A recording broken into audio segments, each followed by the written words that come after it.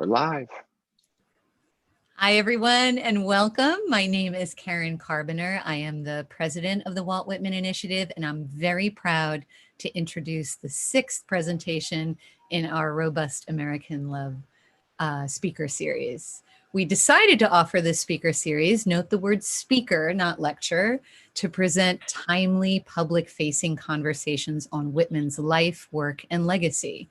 You'll hear conversations and enjoy presentations by teachers, poets, graduate students, artists, printers, neighborhood activists, you name it. They are not designed to be academic, but they're free, open, informal discussions, and we invite your Q&A questions at the end of our talk. So those of you watching on YouTube, please be sure to post your questions in the chat section. We'll be looking out for those. And if you miss one of our events, you can always catch them on the Walt Whitman Initiative's YouTube channel. You can check out what we're offering at the waltwhitmaninitiative.org website. But just as an update, next week we have a very exciting talk by Matt Miller and Zach Turpin. They'll be introducing their new book, Every Hour, Every Atom, a collection of Walt Whitman's early notebooks and fragments. Matt and Zach are 2 top Whitman scholars that have newly edited Whitman's early notebooks. Very exciting terrain, not just for Whitman scholars, but for lots of Whitman aficionados. So please tune in for Matt and Zach next week. And October 1st, I'm delighted to announce that my friend, the artist John Ransom Phillips, will come and talk about his series of Whitman watercolors that actually inspired the name of our series, Robust American Love. And John will be speaking to me. That is again on October 1st from 6 to 7 p.m. But tonight, I am joined by an absolutely beloved friend, and I was also lucky enough to work with Brian on the book that we will be talking about. You probably know his name. Brian Selznick is a very well-known household word, especially in my household with my daughter Annika and her friends. Brian's book, The Invention of Hugo Cabret, is an absolutely beloved book, a masterpiece, the basis for the Oscar-winning movie Hugo. Wonderstruck is another one of his books. And the latest one, I guess, Brian, is our Live Oak with Moss book about Whitman's secret same-sex love poems. But Brian has been doing lots of other things as well. And today, in our conversation about Live Oak with Moss, we'll be talking a bit about what brought us together and what Brian had been doing previously to thinking about the concept of this unusual book that we put out last year. So Brian, I want to welcome you. I know you're joining us from San Diego, and it is so great to see you. Thank you so much, Karen. I'm so happy to see you, and I'm so happy to be part of this really wonderful series. And yes, hello from California. I'm in Southern California, so the skies are relatively clear here.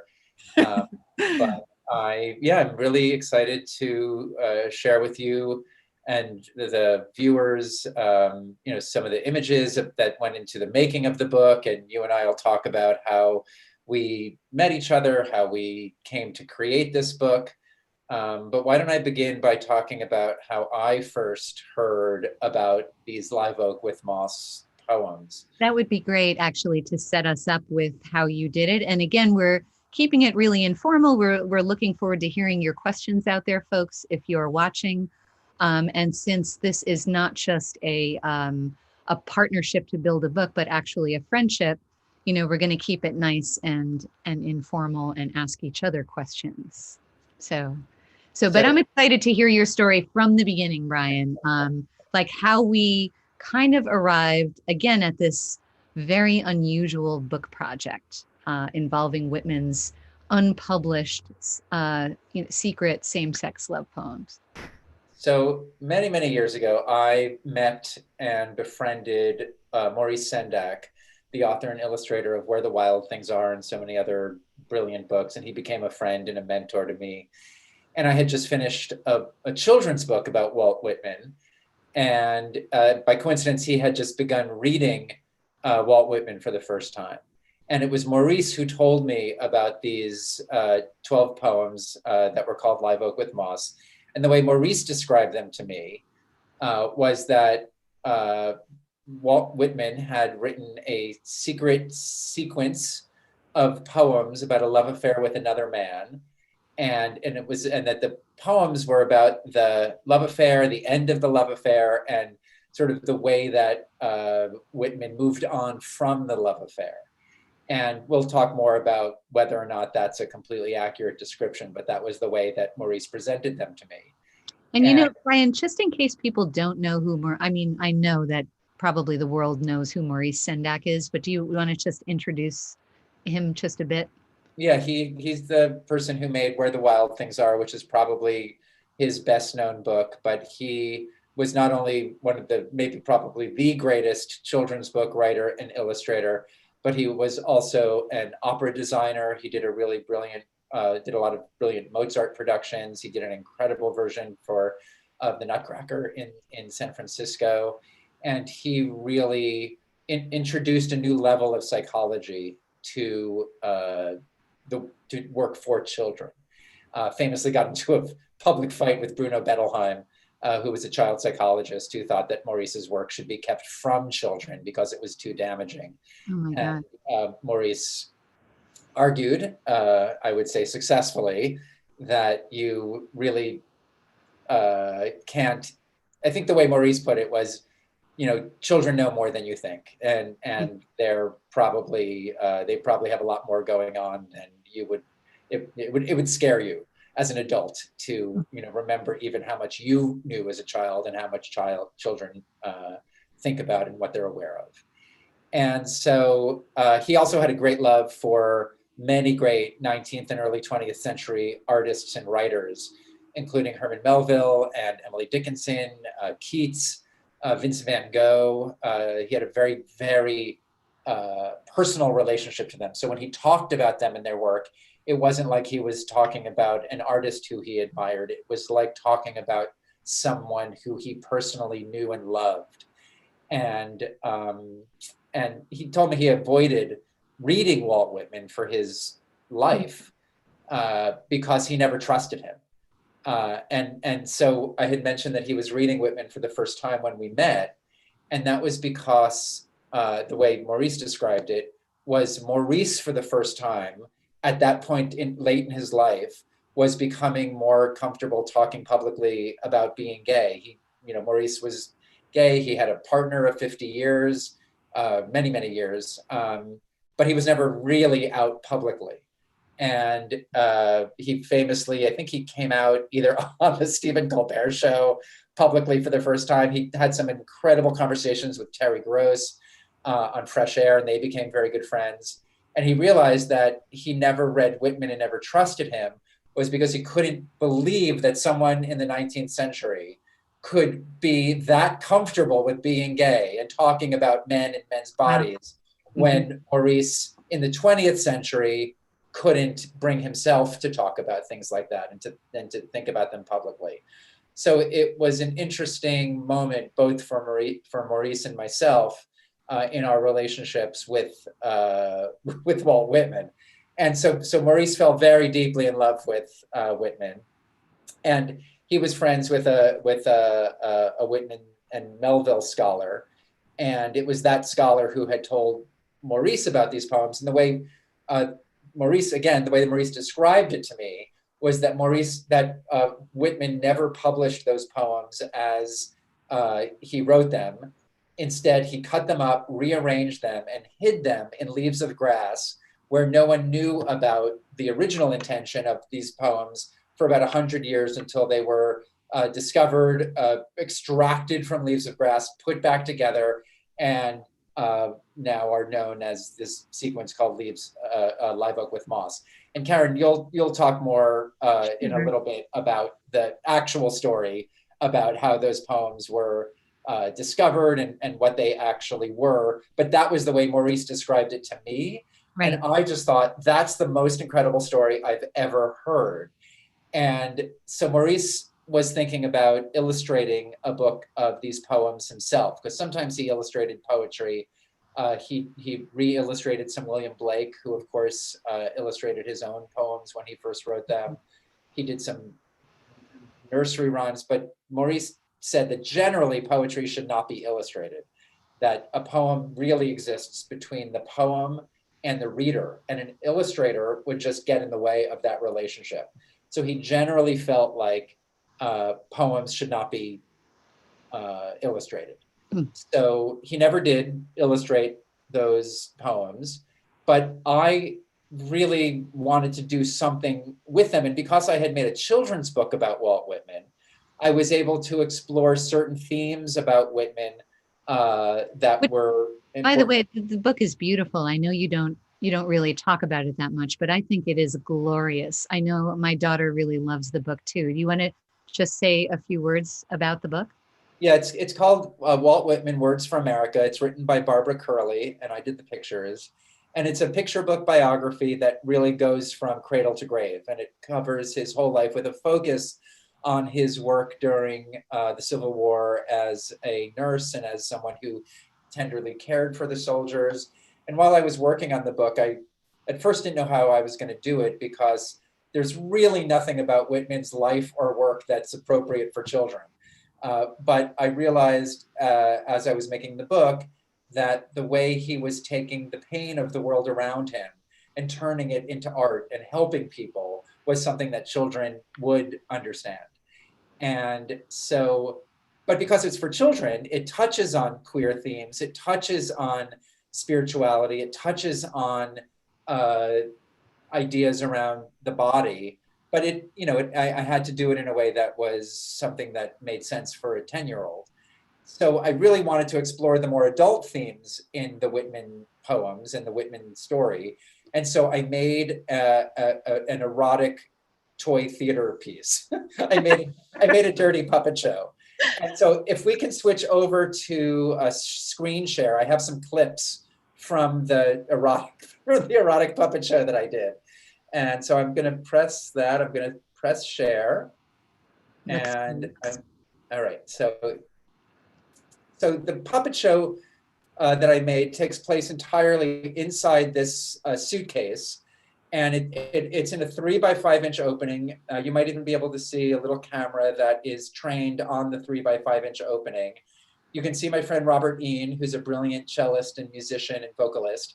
He wrote music and set the live oak with Moss poems to song. And then what I was doing in a 3x5-inch opening was projected large over Bob's head so that the audience could see what was happening in the little opening.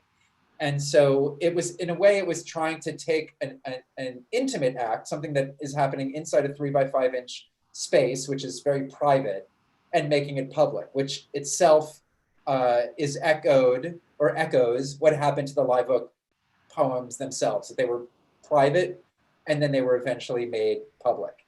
And so most of the elements of the show were painted on little panels that then opened. This is a Japanese technique called dogu gaishi that I learned from my friend Basil Twist, who's a wonderful puppeteer. And so it was a lot of these painted scenes that opened and opened and opened and opened, revealing images as Bob sang. And the images were inspired by some of the things that happened and some of the images within the poem. So these images of fire and passion and things like that. And then when it came time to try to get across visually the idea of Whitman and the end of the love affair as Maurice was reading the poems, I was trying to think of images of loneliness and sadness.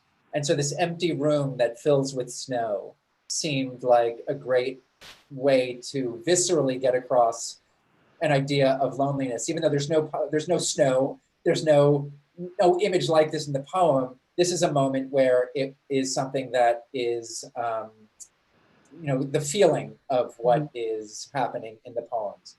And then at a certain point, the line, one of my favorite lines in these poems, the subtle electric fire that I feel within me. This is me writing backwards on the piece of paper with a magic marker. So the marker is coming through the paper and it looks like the words are appearing by themselves.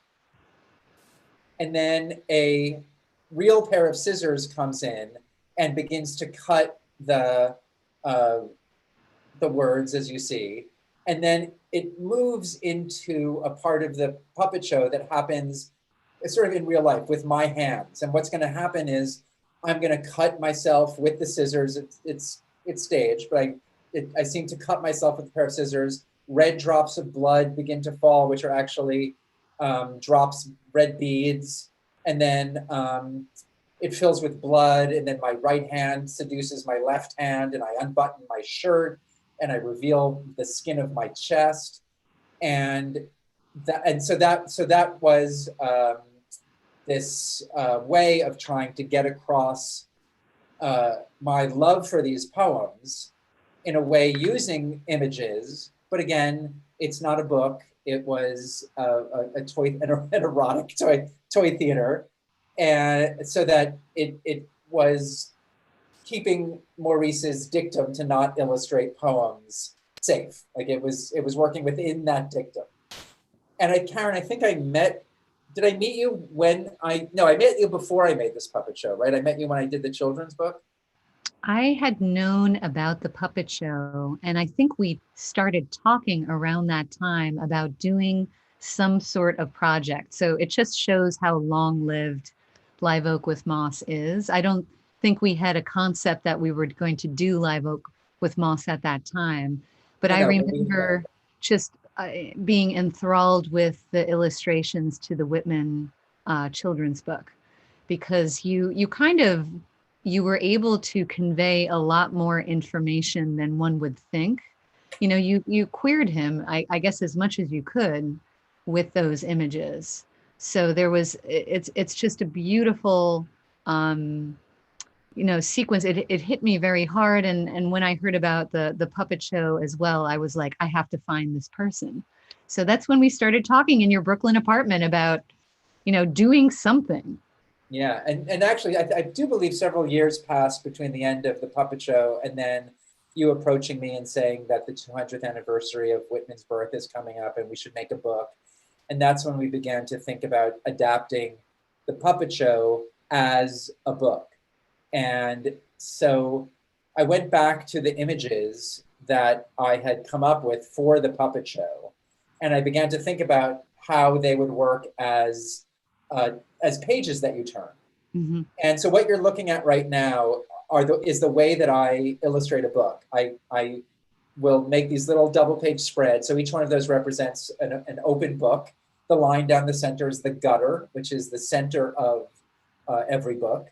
And then the images translated pretty well to the pages of a book, except for the end, where my physical hands came into the story and my chest, the unbuttoning of my shirt. So this is me trying to imagine a new way to end the sequence of images and to end the book. And I should say here that when you talked to me about making it into a book and we decided to do Live Oak with Moss, I realized that I was going to run directly into the problem of having a rule from Maurice Sendak that was essentially telling me not to make this book. Like, the rule said, don't illustrate poetry. And rule is really overstating it. It was sort of a belief that Maurice had. It was an idea, but he always believed that pictures are supposed to illuminate text, not illustrate them. So pictures have to add something that aren't there before. And so that ultimately in a book, the words in the pictures have to make a third new thing. It's like a good marriage, right? Like you've got the two individuals in a marriage, or usually it's two. And then you've got the third thing, that's the couple or the throuple or the entity that is created by the people within that connection.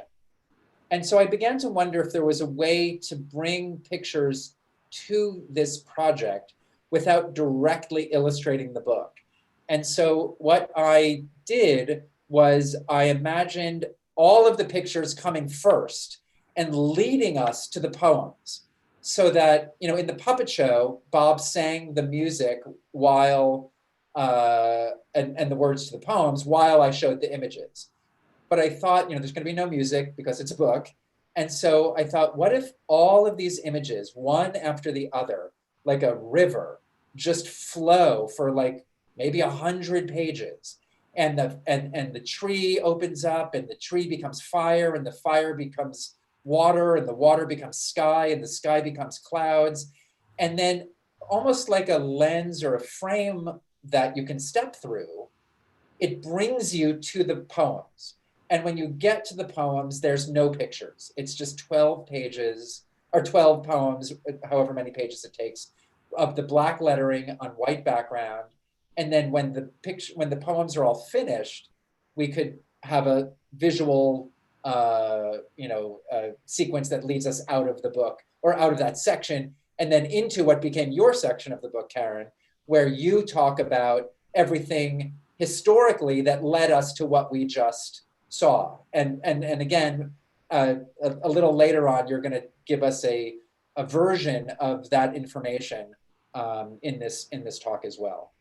And just to finish your description of the book, so we get this sequence of your images, then we get the poems themselves, the Live Oak with Moss 12 poem cluster, then my essay, and then we put together the actual manuscript for Live Oak with Moss that Whitman had shredded. So really publicly available for the first time, you get to page through his tiny notebook that he destroyed when he decided that he didn't want to publish the poems. So I think it's a really unique reading experience. I mean, we talked about it quite a bit. It's so different commonly because Whitman is illustrated quite commonly, right? There are a lot of his, you find a lot of copies of Leaves of Grass with magnificent illustrations by all sorts of different artists, but they usually are counterposed to the poems. And I find myself always kind of looking for a relationship between the image and the text, you know, always kind of trying to syncopate them somehow. But with this reading experience, you just really immerse yourself in the language of your imagery. And I find, you know, for myself, when I look at them, that they provide this wonderful key to getting to these really complex 12 poems. So I think the sequence here, I mean, in a way, Maurice directed you correctly here. You're not exactly breaking the rule, right? You're not really illustrating the poems. You're preparing this beautiful sequential visual piece that precedes them. Yeah, hopefully I'm doing what he thinks pictures should do, which is illuminate the experience and create something so that the book with these pictures, with these poems, have to exist together. And so these little dummies that I make, in a way, you know, I didn't really think about the fact that they may, in certain ways, echo the little notebooks that Whitman himself kept. Oh yeah, right. We never even talked about that. The size. Well, this is really tiny. This is a little too small. But this is how I work, is that I do all my little drawings, I Xerox them, I cut them out, I glue them together, and then I see how the pages turn, so I can make sure that in the turning of the page, the sequence is working the way I want it to work. And so this is just a few examples of those images. And do you make it that small just to save time, Brian? Because it's easier to draw a small sketch, or is it there's something about that size that works with you? Yeah, it does allow me to work faster and get my ideas down quickly.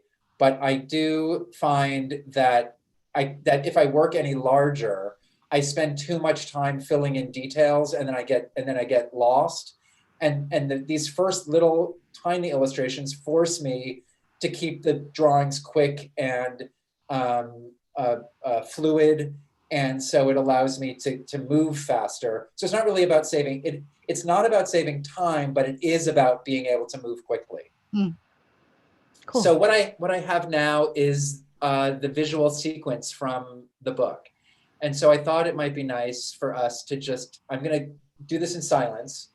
If anybody who's watching wants to put on some music that they like, Karen and I, whenever we travel to talk about the book, we always ask local musicians or local students, performers, to do some kind of performance, either leading into this as we show it publicly, or to perform it as I'm showing slides on a big screen.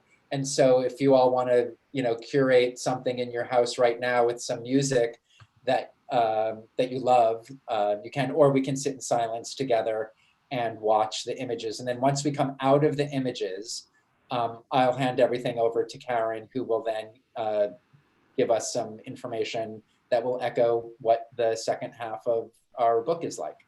So are you ready, Karen? Yeah, let's All go. right, here we go. Élève, noun, student, pupil, from the French.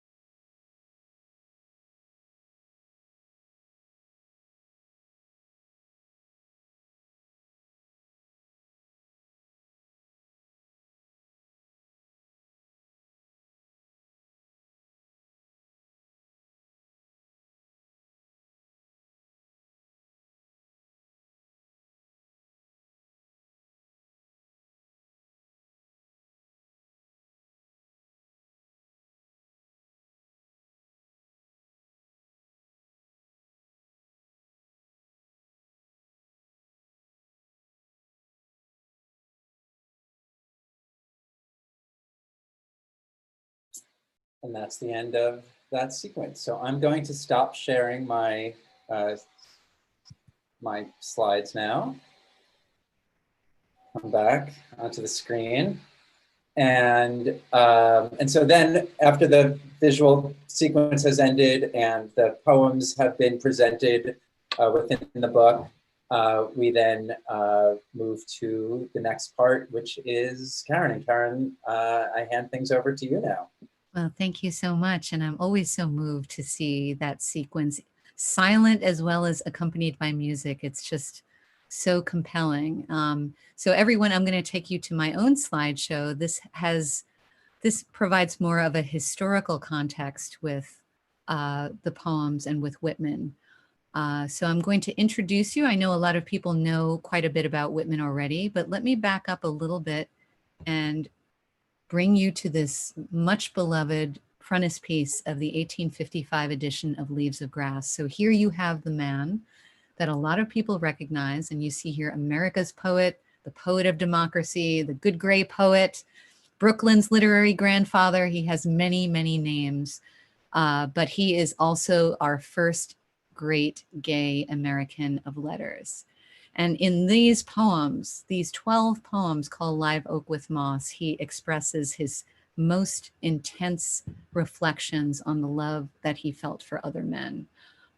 It's really his first sustained attempt to try to express love beyond traditional heteronormative boundaries. And they're a new chapter in American social history. They really kind of predict the arrival of the LGBT movement. Oops, sorry, the slideshow is getting away from me. So the poems themselves are landmarks in the history of gay literature in this country. And you might be wondering why you don't know about them. You know, you certainly know, Oh, Captain, My Captain. Everybody gets that in high school, right? And maybe even Song of Myself, big poems like that. But Live Oak with Moss is not a household word. Why is this the case? Well, there are many reasons, and a great deal of it has to do with Whitman's own secrecy, own issues with the discussions that he includes in the poems. There's a lot of dark patches when it comes to knowing Walt Whitman, and he's partly responsible for this.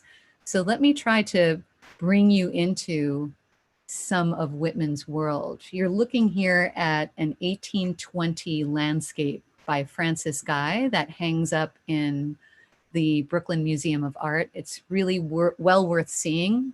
It's about 5 feet by 6 feet. It's one of these walk-in landscapes. And this is the Brooklyn that Whitman would have known and loved and moved to when his family picked up everything, left the family farm in Huntington, Long Island, and they came to Brooklyn. Whitman dropped out of school quite early, around the age of 12, and became a reporter, so knew Brooklyn very, very well, and lived in a number of houses all over Brooklyn, a few places in Manhattan, but Brooklyn was really his true neighborhood and home. And out of all of those houses, there is still just one standing. And for those of you in the Whitman Initiative, you know about this because we are trying desperately to save this one single standing New York City home of Walt Whitman at 99 Ryerson Street. Very typical of the way that Whitman lived in Brooklyn, just simple, sturdy house in a working class neighborhood. And that was the way that he lived. Until he was fired from a job from the Brooklyn Daily Eagle, and he decided to go with his beloved brother Jeff down to New Orleans. And in New Orleans, it was the first time that Whitman was outside of the family radius. And we think that he probably got very experimental and exploratory, maybe with love and people that he was attracted to. And certainly it was the only place that he would have ever seen a live oak tree. So the title of the cluster, Live Oak with Moss, of course, refers to these gorgeous anthropomorphic trees that you see mostly down south or out west. And the moss growing on there, the Spanish moss, delicately and gracefully draping it So that image must have stuck with him. And there are images in these poems and words alluding to the fact that maybe these trees were somehow involved in Whitman's in an affair that he might have had with a man down there. It's all conjecture, but possibly something happening in New Orleans. And so when he gets back to New York, he takes a while. He's a carpenter and puts out his first edition of Leaves of Grass in 1855, starts hanging out in New York City a little bit more, in Manhattan. And this is the time that he starts really experimenting and looking deeply into his life as a gay man. And we have here an image, the actual photograph. I'll take you to what the photograph looks like. This is a photo by a French photographer named Victor Provost, who came to New York City in the early 1850s and absolutely fell in love with the landscape. So even though the portraiture was really the craze, Provost decided to take images of the streets of New York. And what Brian and I really loved about these images was that because of the exposure time with taking a daguerreotype, everybody disappears, right? Anything that's moving doesn't stay on the screen. So these landscapes of New York look particularly solitary and kind of haunting. So Brian and I were looking at these at the New York Historical Society. That's one of the big repositories of Provost landscapes. And Brian too just fell in love with the images and inserted Whitman into them. So this is one of the things that I most love about the book. And Brian, I know you're going to talk about the different mediums that you use, everything from, you know, there's pencil in the book, there's color, but there's also a lot of collage. And you see what Brian has done here using period photographs of men, inserting them into the windows. And that's, of course, Whitman down there on fire below. And I think it's just such a great, combining the period appeal of the 1850s and the New York that Whitman really fell in love with and wandered about in search of love, with this modern idea of collage. So one of my very favorite things about the book. So back to Whitman, he's exploring and probably meeting one of his very first boyfriends, Fred Vaughn, down at a place called Pfaff's Cellar. And you're looking at an image here published in Harper's of Whitman leaning back in his chair, looking really comfortable, very different from the rest of the crowd, right? His shirt is undone, you know, the beard is loose. And he's actually saying hello to William Dean Howells, who's another very famous writer, but obviously a little bit more, I don't know, traditional looking, right, in his coat and jacket. But Whitman became the real Don of Pfaff's. And it was down at Pfaff's that he met a whole bunch of other men that he liked to drink with and speak with, and probably was very inspired by with his poetry. They were called the Fred Gray Association because one of the members was Fred Gray. And this is supposedly the very first covert, if you'll have it, gay men's club. And my images are wanting me to show you this Charles Hine portrait of Walt Whitman. This is done exactly during his Pfaffian years. And you'll note that Whitman looks a little bit heavier than he did just 5 years before in that frontispiece that I showed you. That's supposedly the lager at Pfaff's that he's really enjoying. A lot of people comment also on the very red cheeks of Walt here, which might be the beer, but it might also be, if you look, he wore a hat when he went out and his hat brim would have sat on his forehead. And maybe that's just a sunburn on his cheeks. You know, in any case, this is a really unorthodox portrait, right? And if you look really closely at it, it hangs in Brooklyn College, where you can just enjoy it in their rare books room. His chest hair is actually poofing out from in between those two white collars. So Whitman looking very sexy, right? Very satisfied and very bohemian, sorry about that, with the bohemian tie hanging loosely down And he's really got an idea of himself by now, right? You can see he's gotten much more comfortable with himself and probably has been able to explore and really think about what he does and what he loves. And it is right during this time that he puts together this little handmade notebook, and he sews it himself, little pages. Actually, in the book, we did them pretty much to size, so you can hold it in your hand, and inscribes in there 12 poems that he first describes as live oak with moss, as you see at the top of the page. And as he's sort of reconsidering these poems, he renames it Calamus, and then eventually they actually become the Calamus poems. So this is a page from the 1860 edition of Leaves of Grass, the very first Leaves of Grass that publishes the Calamus poems. And you can see that it's pretty much, well, actually, I didn't give you the same poem, but Calamus has a flavor of live oak with moss. But Live Oak with Moss, that collection of 12 poems, differs from the bigger Calamus collection of 45 poems in its intimacy and real personal attention to Whitman. And, you know, the question often comes up. He published the Calamus poems in the 1860 edition. They're quite homoerotic. Like, why would he have trouble publishing the Live Oak with Moss poems? And I think because the Live Oak with Moss poems dug even more deeply. They were really expressions of self for Whitman, whereas the Calamus poems are much more political expressions of comradeship and same-sex affection, more broadly speaking. So this collection of 12 poems that he puts in the notebook, he decides to take the notebook apart probably around 1859 or 1860. And I have here for you a copy of, or the original manuscript for the poem known as Live Oak with Moss 8. This actually was published in Leaves of Grass 1860 as Calamus 9.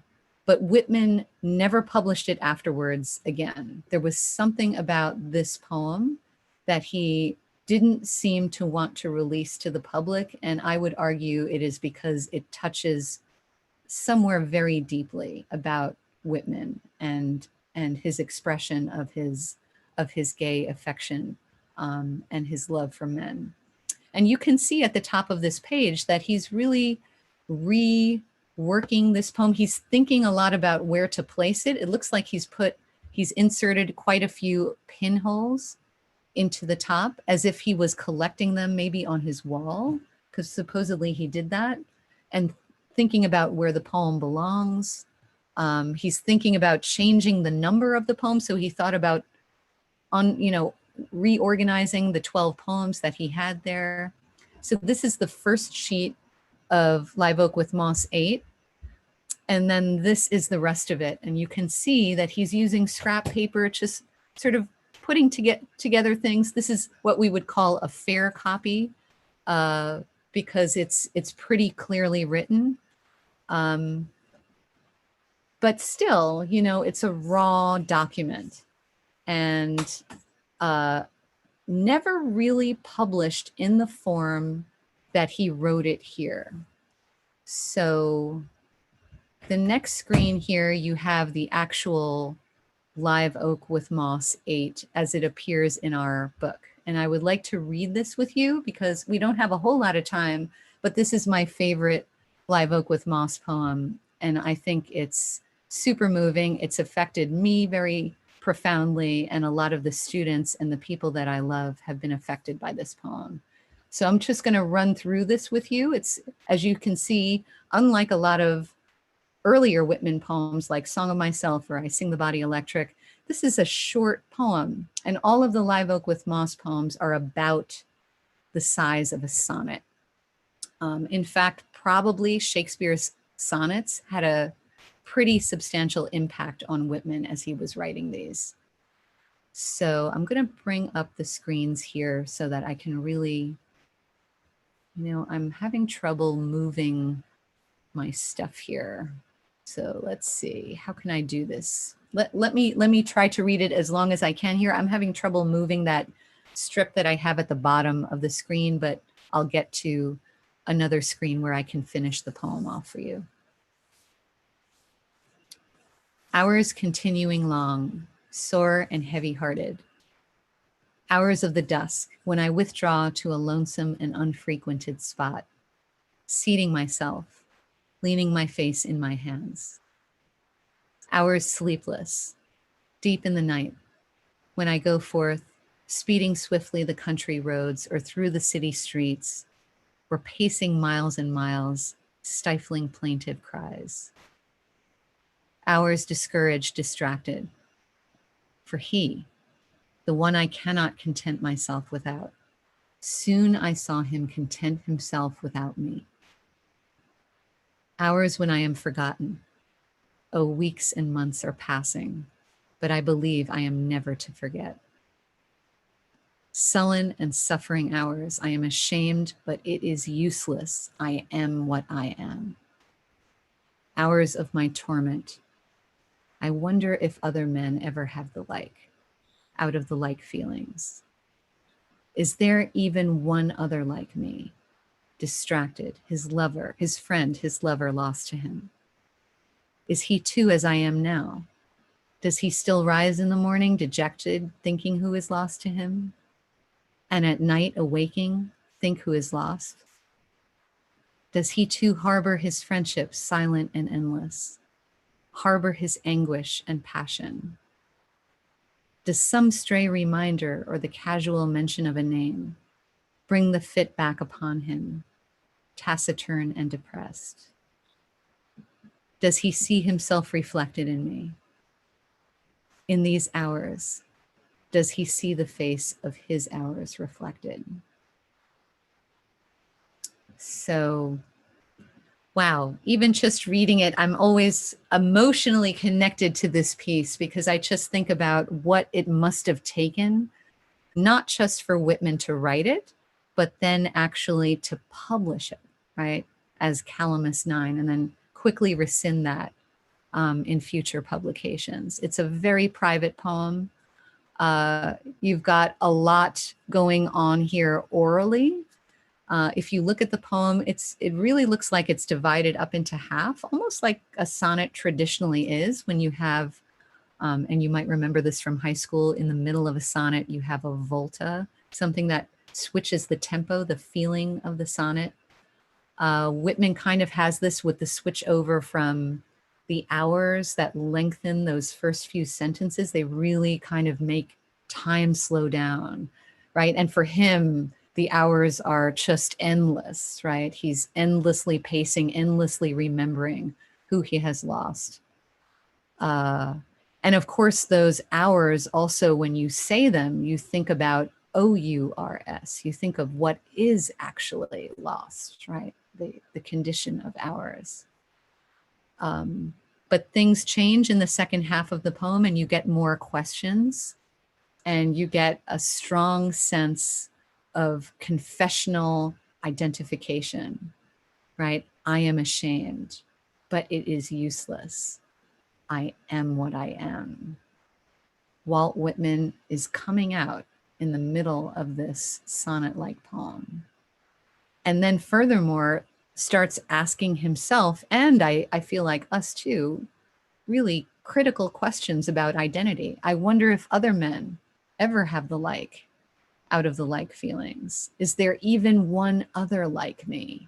Distracted, his friend, his lover lost to him. I guess it's important here to remember that the word homosexual only becomes used in common parlance at the end of the 19th century in America. So you see in this sonnet a real struggle for the language, for the feelings that he feels. And even here at the end as well, does he see himself reflected in me, talking directly to the reader, right? Is there something in here that I can offer you? Do you see yourself in my sorrow? Just one other thing looking at the long poem here, if you do a line count, you realize that despite the look of this as a sonnet, it comes short 2 lines. A typical sonnet is 14 lines long, and this poem is 12.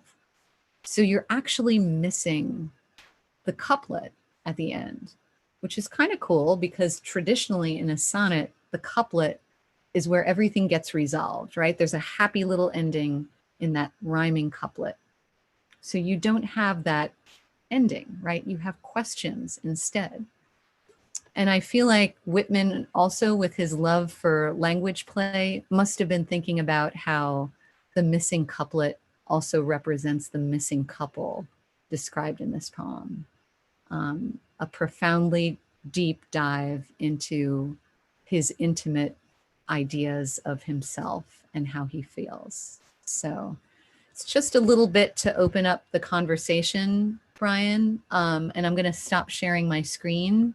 So I know that there's always more to say about Whitman and the background, but just giving you all an idea how deep these poems run for Whitman. Yeah, I think there's something very powerful about how modern and immediate the language is. And I think that's part of, people who know Whitman and love Whitman love him for that reason. That's one of the things that we all embrace, or one of the reasons we know that we embrace him is because it always feels like he's talking directly to us right now. And I always love asking people who love Whitman when they first came across him and what that was like. And everybody has a story about how they saw themselves in somewhere in those poems, whether they stumbled across them in high school, in class, whether they came to them as adults. I used to collect reproductions of Leaves of Grass for years. I had a full shelf of Leaves of Grass before I ever read it. I think because I just knew that it was supposed to be gay and supposed to be important in gay history. So I just liked having a shelf of Leaves of Grass. And then it was actually Barbara Curley who wrote the picture book biography of Whitman that I ended up illustrating, who for various reasons ended up asking me if I would illustrate this book. And I realized I should probably read the poems if I'm going to illustrate a book about him. And so I decided, and because there's so many editions of Leaves of Grass, he essentially wrote one book for 40 years. And he just kept changing it and putting things in, taking things out. As Karen was saying, deciding what seemed to work, what didn't work. It was like a lifelong experiment. And in a way, it kind of reflects, Whitman's ideas about everything. Whitman's ideas about America as an experiment. Whitman's idea about the spirit and the body. So I bought a facsimile, or I had a facsimile since I had a full shelf of Leaves of Grass. I had a facsimile of the first edition, which had 20, how many poems? 12 poems? 12 poems, yeah. So the same number as Leaves of Grass of Live Oak with Moss, although that's perhaps a coincidence.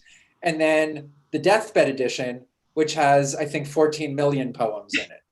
And over 400, yeah. He greatly expanded that.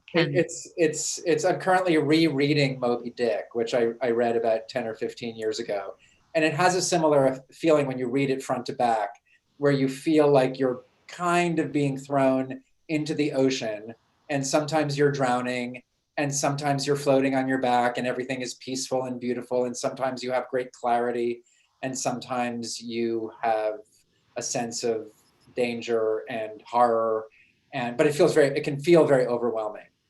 So when you get into detail about those moments in the poems, those personal moments, that I am what I am, for many of the people listening might know that is the title of a song from La Cage aux Folles, about a gay man declaring that he is who he is. He's a drag queen, he's out, he's proud, and this is who I am.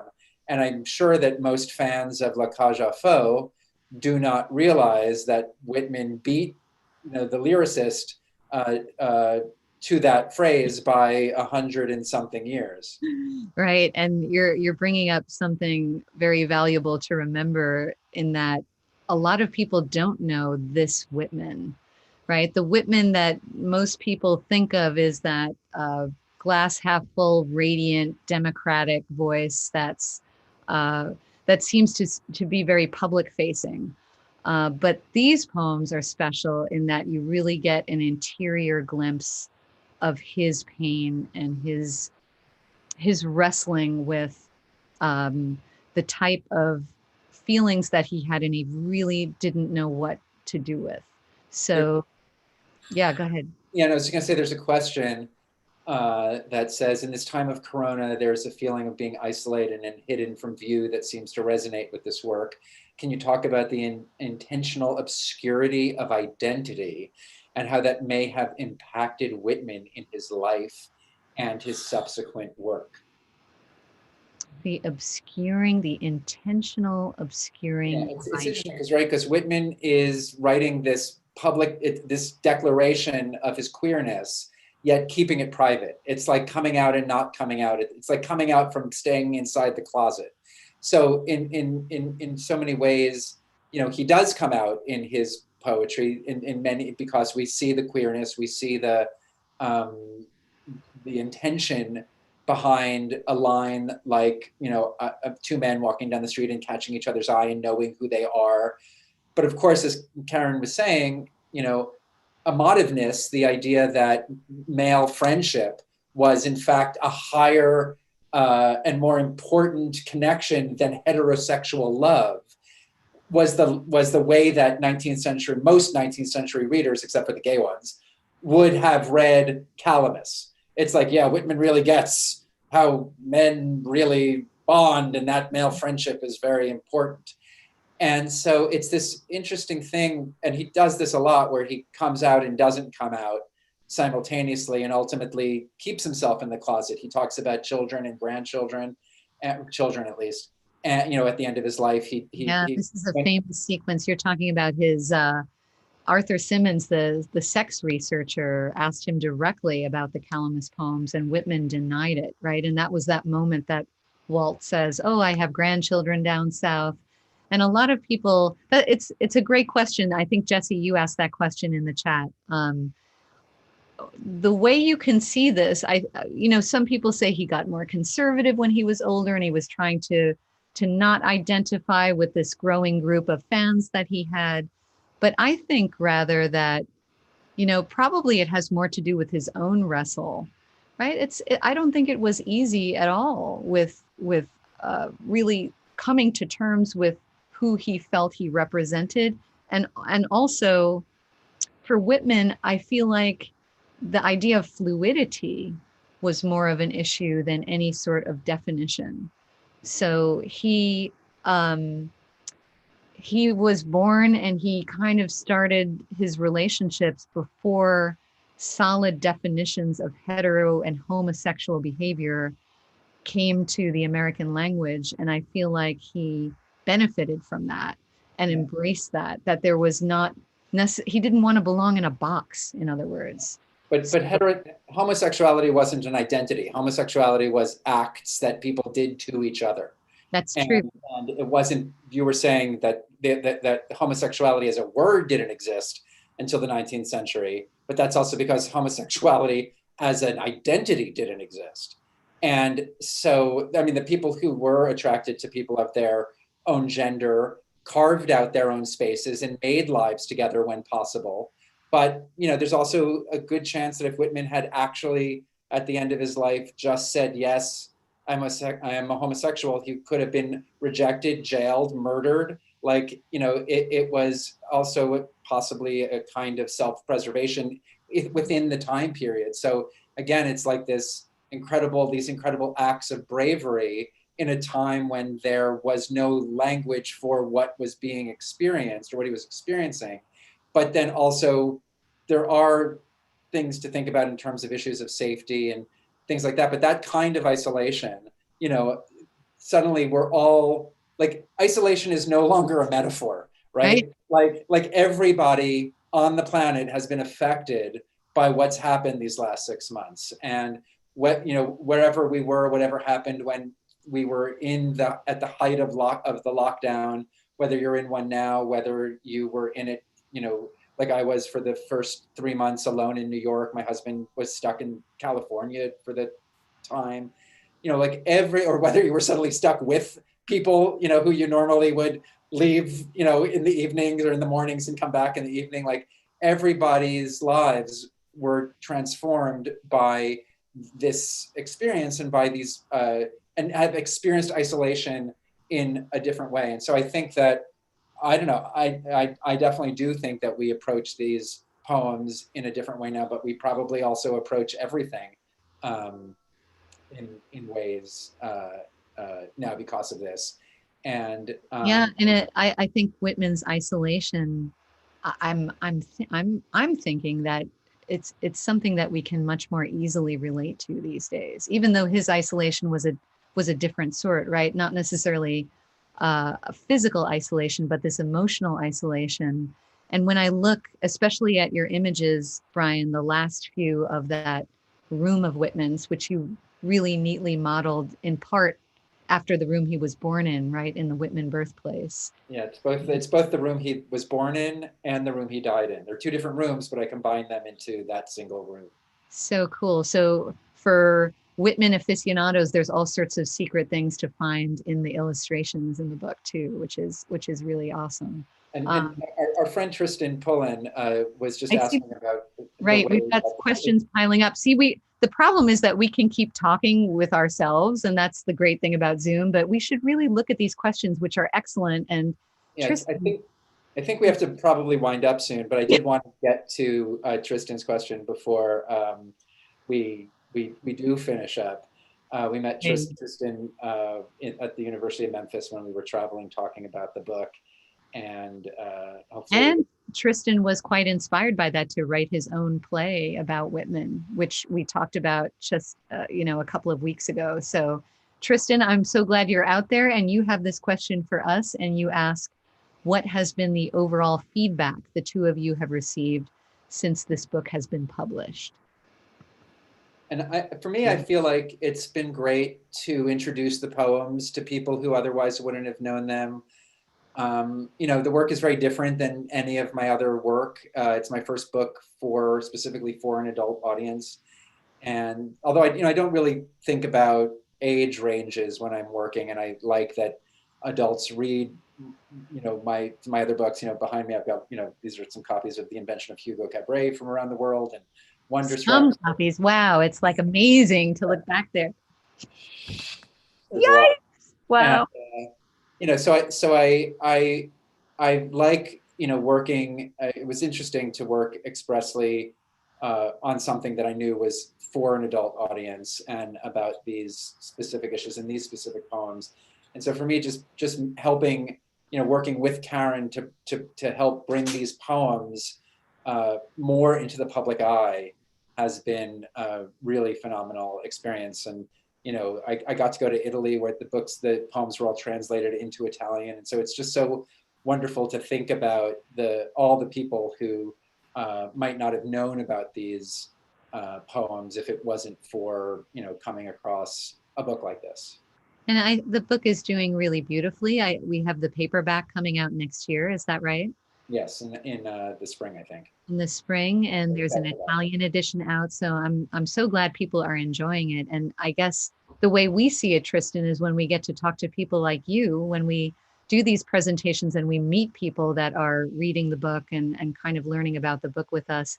And I always find it particularly moving to meet the students that are so influenced by these works. And like you, Tristan, do things with them or find solace and realize there's a continuity in America with this type of discussion, right? From Whitman to us.